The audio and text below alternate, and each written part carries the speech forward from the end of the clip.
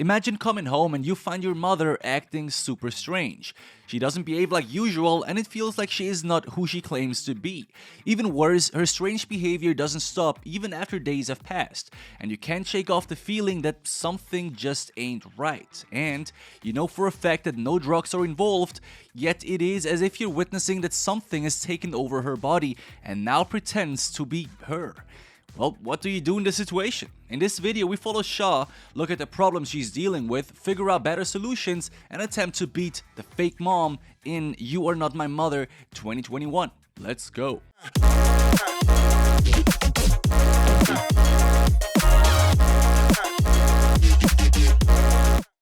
Char is a high school student who struggles with many aspects of her life. She is bullied in school, has virtually zero friends, and on top of that, her mother is bedridden with severe mental impairments. It is not explained well, but it seems to be some sort of major depression disorder. Her grandma lives with them to support them, but nonetheless, Char is left alone most of the time. Today, she woke up late and missed the school bus. To solve the problem, she asks her granny to drive her, but she declines, telling her to ask her mother instead, which causes her a lot of distress. We can see that her relationship with her mother is anything but healthy. Now, asking her mom, not expecting any answer, her mom answers, hops out of bed, and off they go. But it's not that easy though, is it? Her mom spaces out almost as bad as Elon Musk before he found Twitter as a coping strategy. She is completely absent-minded, so much that she doesn't even see that horse blocking the road. Now, whatever that horse is doing there, I don't know, but since this is played in Ireland, we might be better off asking as few questions as possible. To avoid the imminent crash, Char intervenes, causing them to crash over the sideway instead. Now she angrily rushes out of the car and continues going to school by foot. And at school, it's pretty much the same shit, different day. You see, it is tough for kids to navigate through life when pretty much every corner of their day is filled with hostility. And the fact that she also must pick up her mom's pharmaceuticals, buy groceries for the family, and pretty much has to raise herself at the same time does not make stuff easier. But it comes even worse, because today is the day where everything changes. Once school is over, she spots her mom's car in the open field with no trace of her mom. It turns out that she has vanished and Char was the last one to see her. Now obviously the police is not a big help, especially when the vanished person has only disappeared mere hours ago. However, considering that her mom is ill, the situation should be taken more serious, no? If my depressed mother disappeared living in a relatively small town, I would at least go to check out the surrounding myself. These characters don't do anything, which is strange, but perhaps understandable since it is said that this isn't the first time happening. Anyway, to their surprise, it doesn't take long until she comes home. Now before we see what's happening next, I want to mention real quick that her granny has given her a self-made talisman just a few scenes before. She has also said at the same time that Halloween is about to arrive and therefore the gap between our world and the spirit world will be the thinnest all year. And therefore we should be careful because the evil will lurk in places that we expect the least. Now if that isn't some serious foreshadowing, then I don't know what is, but let's see what's happening next. Now later that night, and after waking up from a freaky nightmare in which she has seen her mom turning into a monster, she hears loud noises coming from below. Now, I don't know about y'all, but when I hear menacing shit coming from downstairs, I will freeze in terror and won't be able to move for minutes to come. The fact that she casually walks down and finds her entrance door open and remains calm is pretty legendary, not gonna lie. I would have shitted my pants. In fact, I would not have ventured downstairs with at least something to defend myself with. I guess I watch too much stuff that I shouldn't watch, I guess. Now, what she finds isn't an intruder, per se, but her mom sitting on a sofa as if she came home from a terrible night shift attending a children's birthday party. And this is pretty much where it all begins, ladies and gentlemen. So the next day, two key scenes happen. First, Char needs to go to the pharmacy to pick up some lithium, a very potent psychopharmaceutical to treat manic depression and other mental illnesses, and one of her bullies actually decides to apologize to her. Now, after having heard that her mother has disappeared, this young girl felt guilty and felt that apologizing was the right thing to do, which personally I find pretty cool. In fact, this is the start of a new important relationship that will save a life or two in just a bit. But at the same time, something strange happens as well. When that girl goes back to her dad, who has seen her talking to Char, he tells her to stay away from her and the whole family. He doesn't mention anything in particular, but it's obvious that Shaw's family is not very welcome in town. If we pair this up with the handmade medallion, the many mystical ornaments and runes in her house, and the way her granny talks, it would seem like they are somewhat related to witchcraft and magic, something Shaw, on the other hand, seems to know nothing of. Now, if that claim is true, which, as it will turn out later, is the truth, Shaw's granny would do well to open up to her as soon as possible. Not communicating with someone who is directly involved, be just a kid, is not always the best way to go, especially when lives are at stake. Now, later that evening, when the family has dinner, her mother surprisingly invites her to a day trip for the Halloween holidays, something they haven't done in ages. Now, Shaw is visibly happy about it, surprised but happy, while her granny keeps staring at her daughter with a piercing glare enough to kill her. Now, there is no doubt that Granny here already knows what is going on. It is only Shaw who has yet to figure out that whoever this person is not her mother. Well, the revelation comes sooner than expected, because during the night she once again is awoken by strange noises coming through the door, but this time it is her mom swallowing her own hand. Literally the whole hand, okay? Now, she either has a big mouth or tiny hands, but in any way, this is not something you would expect anyone to do unless you're witnessing someone tripping balls, alright?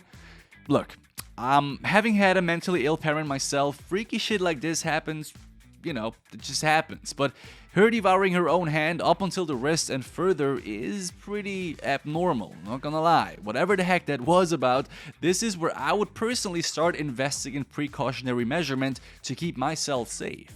If I was Shaw, this is where I would draw the line. I wouldn't go to school the next day, and I would definitely start talking to Granny, because whatever the hell that was, it can't and should not be ignored. At this point, however, we have no idea what we're dealing with, and if you don't know what you're dealing with, there is no way to beat it. Just one thing is clear: her mother, or whatever she is, seems dangerous and therefore requires quick action. Unfortunately though, Shaw, being used to weird stuff happening around her, ignores this incident and just goes about her usual day the day after. Now, meanwhile, her fake mother poisons her own brother with crushed lithium pills and later goes on with assaulting Shaw's bullies. Now, this might be a silver lining here, I haven't decided yet, but let's not dwell on this too much, because just minutes after that incident, she takes her to a nearby lake where she walks into the water as if it was the most normal thing to do. You see, what I find most difficult in this movie is the fact that almost everything that has happened so far could be attributed to mental illness itself. Everything that has happened so far could be nothing more than manic phases caused by various mental illnesses. It is virtually impossible for our character Shaw to understand that there is more to her mother other than her illness. It is almost as if the lines between the monster living inside her mother's body and her mental illness are being blurred on purpose. And I think that is a genius of this movie, and I do recommend watching it even after having watched my video, because I do think it's worth it. But let's continue, because shit is about to go down, my friends. Back at home, visibly disturbed of what has just happened last night and today, Shaw watches her uncle being brought to the local hospital while being left alone with her mother.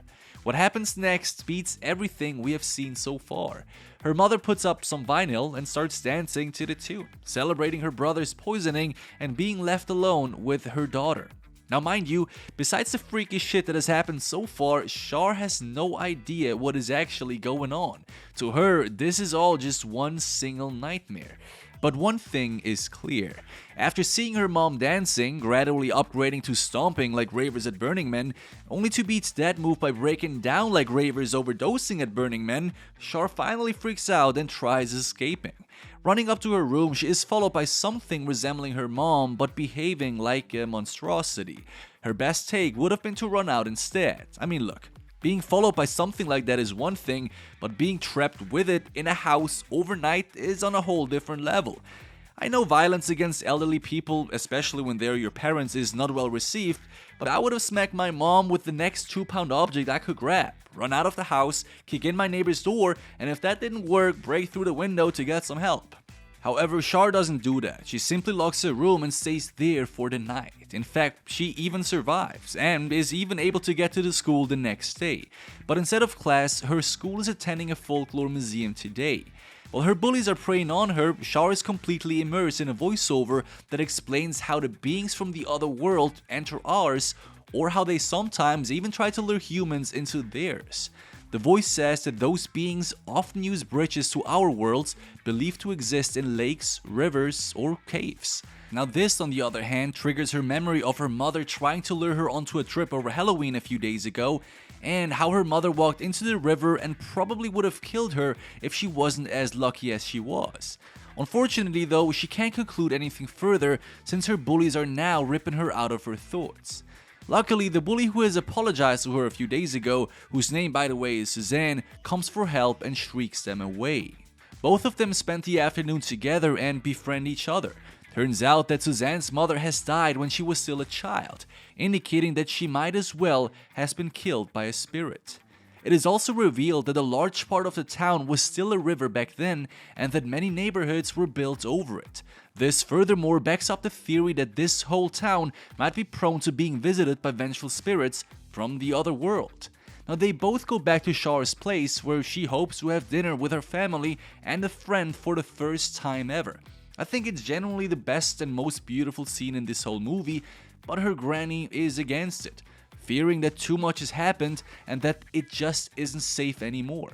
She declines Shaw's wish, saying that they need to talk first. At the same time, however, Suzanne is being creeped up on by the ghost of her drowned mother in the kitchen, which, to be fair, is probably the worst thing that could happen to your first friend coming over to chill. Obviously, Suzanne escapes as fast as she can, and Char and her granny finally sit down and have the much needed talk. Now, this talk should have happened way before. What is being told here is vital to the survival of many people, and the fact that she has waited so long to come clean was a pretty stupid move, so here's what's up. Char's mom was a very young girl when she gave birth to her, meaning that the baby, Char, was a pretty vulnerable child. One day her mom disappeared with her in a stroller and came back home without her. And after having searched for her for hours, they eventually found her next by a river, which, as we now know, is a bad thing. At this moment her granny adds this. We didn't want to believe it wasn't you. What do you mean? You were swapped. So they had found her at the river but realized that it wasn't her, she was swapped. Apparently she was swapped out with a changeling, a mythological fairy being that takes the places of stolen humans. To bring the real Char back, her granny then brought her into the woods, lit up a bonfire and purified her. That is also why she has a burn mark on her right cheek. As we know, fire has purifying attributes in many cultures, and with that ritual, the changeling disappeared and Char could come back to this realm. But what is still unsolved is who is her mother and what do we do with her? Well, currently she's trapped upstairs. Granny is taking care of that. But it's also revealed that the actual goal isn't her, but Char. Her mother is just a vessel through which this is achieved. The plan is to purify her mom with a bonfire, to banish the changeling and free her again. Now let's be honest here. Imagine you meet someone in 2022 who tells you that your mentally ill parent is possessed and that we must burn her alive to save her. Chances are you would think that this person is completely insane and should be put in a mental asylum instead. And the same goes for Char. She doesn't believe any of that, thinking this is some ancient madness having nothing to do with science. And well, she's right? On the other hand, her mom's behavior has changed ever since her disappearance and became the worst ever. And here it comes again. Mental illness and mythological possession are really almost identical at face value. So what do? Well, I would just back up and let grandmother do her thing. On the other hand, Granny should have been more assertive from the beginning and just do what she deemed as necessary, without letting her granddaughter dictate anything, because why would you do that? Char is just a 14-year-old kid knowing nothing about anything basically. Well, this leads to the following. Char lies to her grandma about believing her, enters the locked room and frees a changeling which she still believes to be her mom. Big mistake. Her fake mom menacingly walks out, locks her in and well, kills Granny. Our character Char finds a dead body downstairs the day after and witnesses her fake mother losing a tooth over making a phone call, which I guess is not normal, and well, I guess she thinks now that I should have listened to grandma instead, but it's too late for that now. Luckily, her friend Suzanne comes just in time and they both can run away and brainstorm about a solution. And of course, the only way to maybe solve this dilemma is to burn the changeling in a bonfire. So they prepare one behind an old warehouse and try to lure the monster into it. Char lures her into the prepared bonfire, but Suzanne has vanished, leaving her back alone again. Not only that, but her bullies are preying on her one last time, trap her into the bonfire, and even try to burn her down, until this happens. Well, that is fucked up, okay? Not only are you alone, but instead of your prey, you are the one being trapped in. And facing a faceless being bearing your mom's voice is probably the last monster you would want to face. Char is almost killed and brought into the other world. Only in the last moment, Suzanne comes back and can light up the bonfire, burning the changeling and letting Char escape.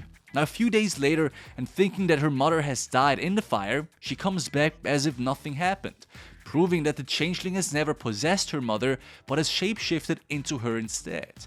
Well, what do you think about this movie? I know this was more of a commentary than a how to beat video, but I hope you still enjoyed it. Let me know what you think in the comments, and thank you so much for watching. Catch you guys again soon, peace out, and binge another one.